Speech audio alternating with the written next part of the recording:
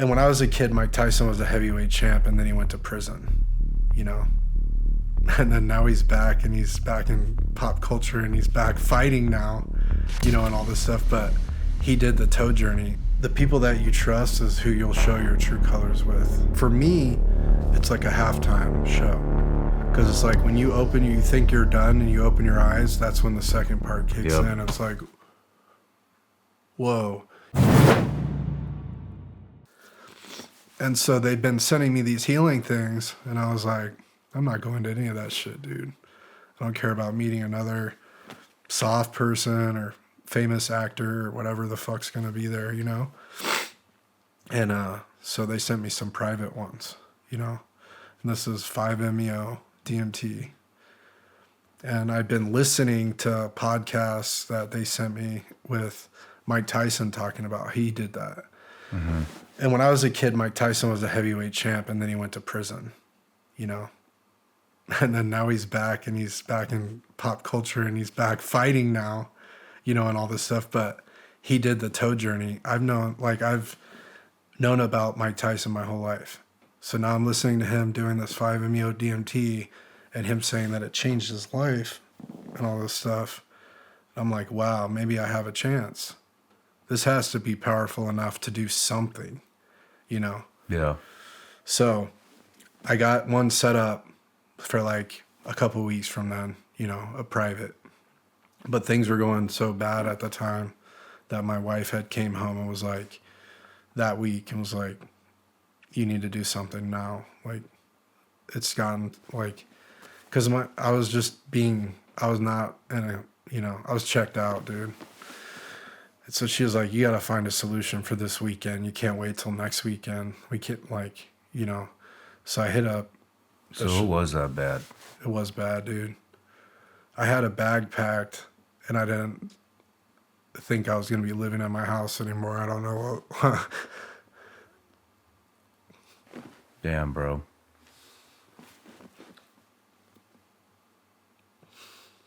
Yeah, dude. So I remember I went downstairs in my house and I called the shaman. He was like, don't worry, brother. This is going to be the best shoot shake that you've ever imagined. And that was the last thing he told me. He gave me all the info where to be that, you know, in 2 days. And so, you know, that next morning I drove up to Stockton, California, like 10 hours, you know, like a maniac, you know, like,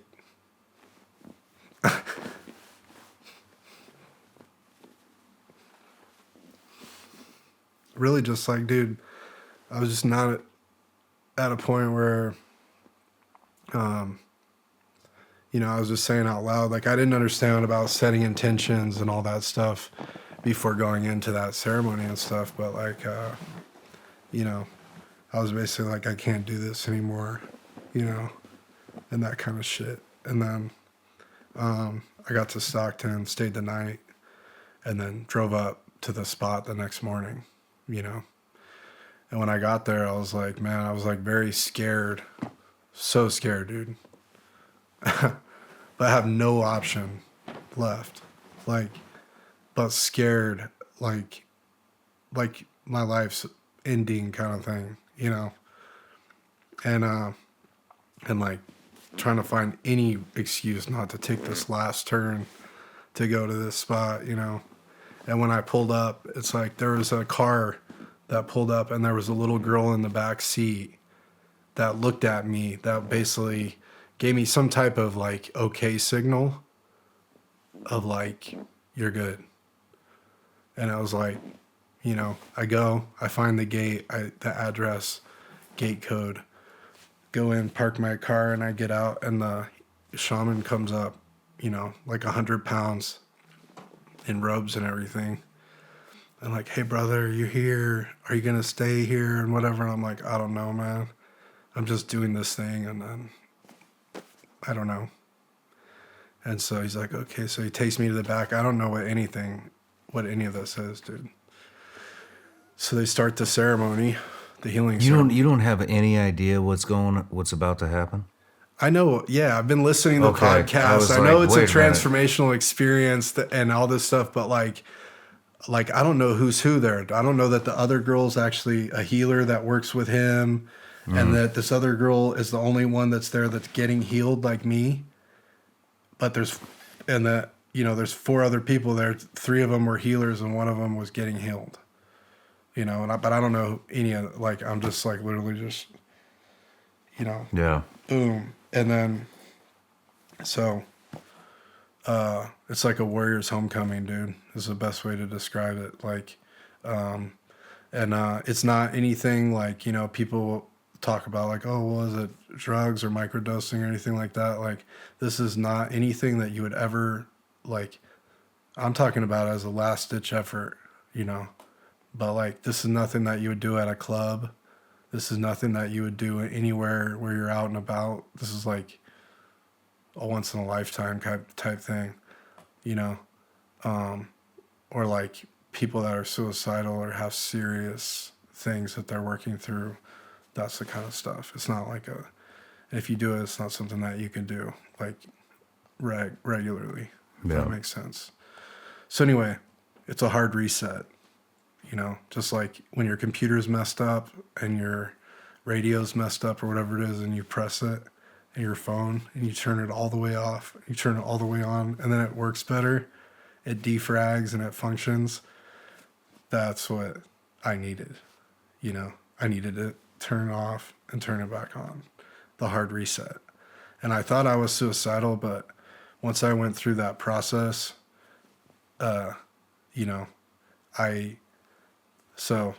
I did whatever couple rounds of 5-MeO DMT that day. I haven't drank since before that. So I have more than 3 years of not drinking because of what I experienced in that ceremony, Yeah. And what did you experience? What'd you feel? You want to share any of that? Yeah, I won't go into like the visions, but I can explain some of it in that.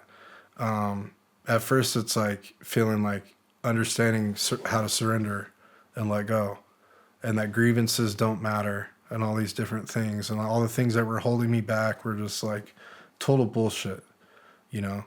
Like if you get pushed off a cliff right now, does it really matter that you're mad at your sister about this thing that happened? That she said 10 years ago when you're going on deployment. Let it go, dude. Like all those things, it was just like, let it all go. None of it matters, and then it started to reconnect me like with my ancestors and my family tree. And start like showing me like to fix all these fractured relationships and stuff like that, and then I'm like, whoa. And then that's kind of the intro, right? The first part, which is like the handshake, where you do a lighter one, And are you doing the actual toad venom, or are you doing the synthetic? No, I'm just curious. Or toad venom. You're doing the toad venom? The legit, like. Okay. I'm just curious. No, so the thing about the individual journey, because then you do the next journey, and that's a little bit bigger, right? It's a bigger dose. And so that's like what, when you die, what gets released in your brain, that's like the same kind of dose. So then you're going through a reset process, in 10 seconds. Yeah. And for me, that first one was very traumatic. Yeah. Very traumatic. And, it was like, showed me, like put me into a death, put me through a death situation, and then had me feel the impact on all my people, and it had like a suicide note and some other stuff. So it was like, it hit super hard. Wow. And it was a life review, How long did that last? I mean, dude, the experience, who knows, maybe like time and space is really gone at that point, but Yeah. like 30 minutes. And then, but it took me a couple hours to come back from that trauma, from that dose. So it took me like, I thought I was dead, dude. Yeah. I thought I was like a little kid again. I was in this like rose garden. I was like, I didn't believe that my car was outside, you know, like all that stuff. And I went through like a full death, you know, experience, rebirth on the back end, but I wasn't feeling that yet. I was feeling that I was gone, you know, and like I was wandering around this crazy place I was at in like a rose garden. There's like a little swimming hole. There's like these little mushroom, like, dude, I was like, man, this doesn't look real, man. And these guys are 100 pounds in robes. This doesn't look real. Like, I felt like I was like in the afterlife or something, you know? Yeah. It was different from it was just a very divine experience. But Did you, sorry to interrupt. nah, Did you wear a blindfold? Or did you, where did you do it? Were you outside? yeah, I was out in the woods, dude. And I was on the ground in the woods. With a And, blindfold? no, You didn't wear a blindfold? no, but You're the you know, you keep your eyes closed pretty much, because like that's part of surrendering, is like you close your eyes and you flow through the experience. Yeah. You know, you kind of have to, like, and just Man. like like follow your heart, dude. You know, flow Yeah. through it and breathe. But what was your question, brother? That was it. You're the only person I know, other than myself, that did it without a blindfold.